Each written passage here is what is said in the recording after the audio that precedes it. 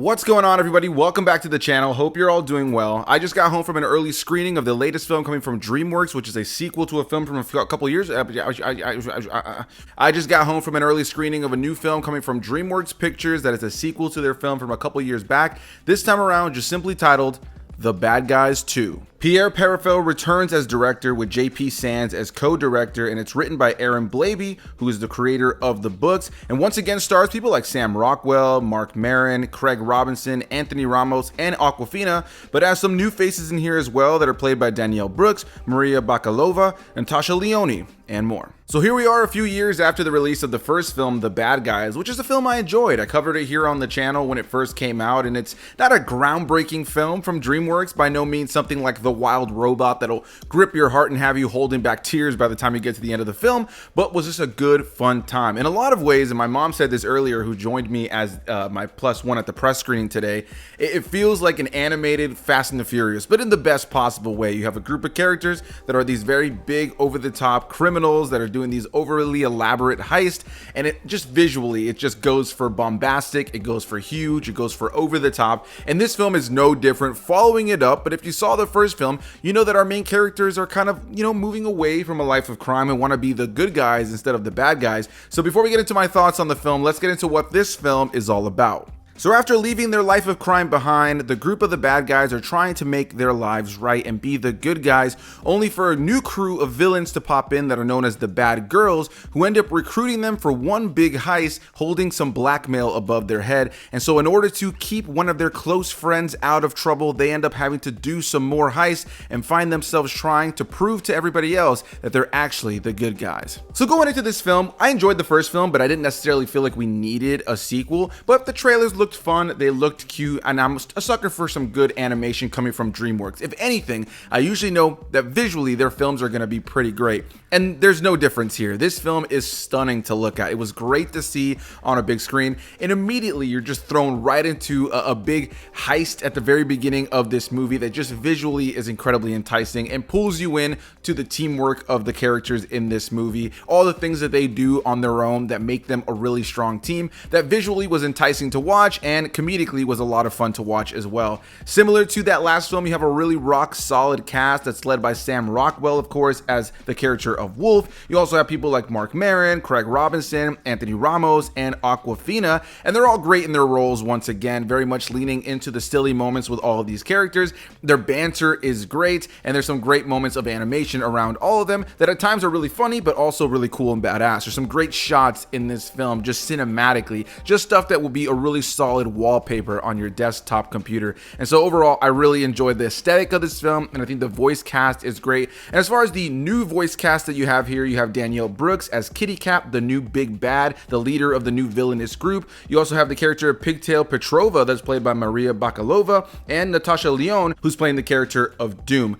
Overall, I found the cast to be really strong here. They all bring what they're known for as actors and definitely play these really enjoyable, likable, or badass characters. And there's so many great moments of humor that work specifically because of the voice cast. And I already mentioned the animation is great. So at least visually and audio-wise, you got some good stuff here. And in terms of the audio, I actually found that the sound design of the film was pretty nice as well, with there being some great moments where they have to have a lot of dialogue with a lot of explosions and a lot of visuals and moments where the audio is muffled. And I thought all the sound design sounded really good. So you have a technically sound animated film here, which I don't think is going to surprise a lot of people because DreamWorks is usually pretty on top of that. And so this film, just in terms of its technical elements, are really good. Now, the story of the first film was fairly predictable and fairly familiar. You have a group of characters who are all badass and bad, and you ultimately see their journey as they become good and realize that they can be the heroes of the day when there's a bigger threat.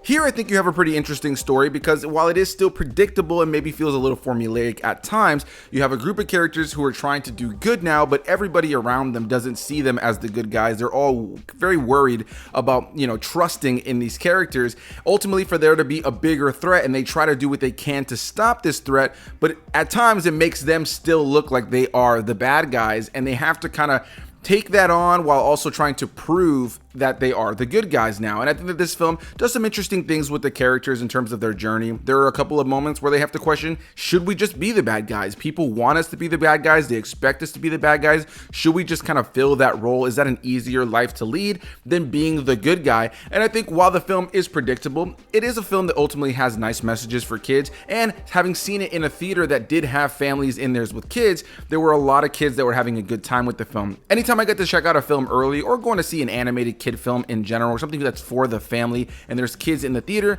while I don't love the kids that are rambunctious, I always appreciate hearing the commentary and seeing the reaction to the kids that are in the theater, because I think a lot of times that is going to give me a better perspective on how to review the film. As an adult, narratively, I found it to be fun, but it is simplistic, formulaic, and feels like stuff I've seen before. It has a nice message, and in terms of as an adult, there are some nice jokes in there, some innuendos that are very much for the adults.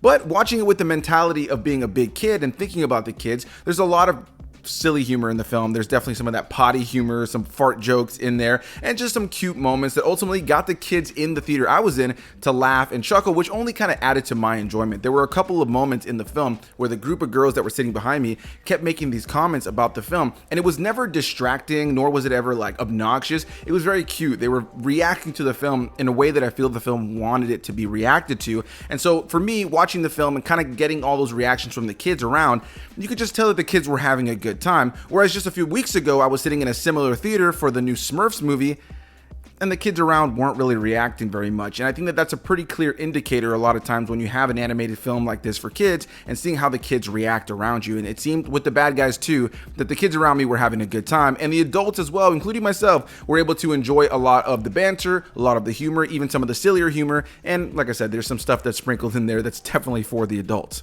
If I had to lean into any gripes, there are moments in the film where I feel like the story meanders a little bit. There are a couple of moments here and there where it feels like things slow down a little bit too much, and there's a number of characters I wish they would have expanded upon a little bit more. But ultimately, these are fairly minor gripes in a film that I think for the most part knows what it is going for what it's going for, leans into the fun of what it is silly, is cute, has some great banter, has some big moments of bombastic visual action that very much lean into what DreamWorks is known for, but also has some elements that are clearly inspired by anime. The first film had a little bit of that too, but this film I felt a little bit more so had some of those moments, and visually, just story-wise, everything, it was really, really good. I invited my mom, like I already mentioned, who came with me as my +1. Now, she hadn't seen the original film until yesterday when I told her, hey, do you want to come with me to the screening? If so, watch the first one on streaming and then we'll go together. So she watched the first one yesterday, and as we were walking into the theater, I go, well, what did you think of the first one? And she goes, yeah, I like it. It was a good time. Definitely something more for kids. And as soon as the movie was over, she looked at me and said, that was way better than the first one. And I totally agree. I think this is a film that very much took what the first film was, doubled down on it in terms of the humor, the action, and the visuals, but did some good things to expand upon these characters, and more than anything,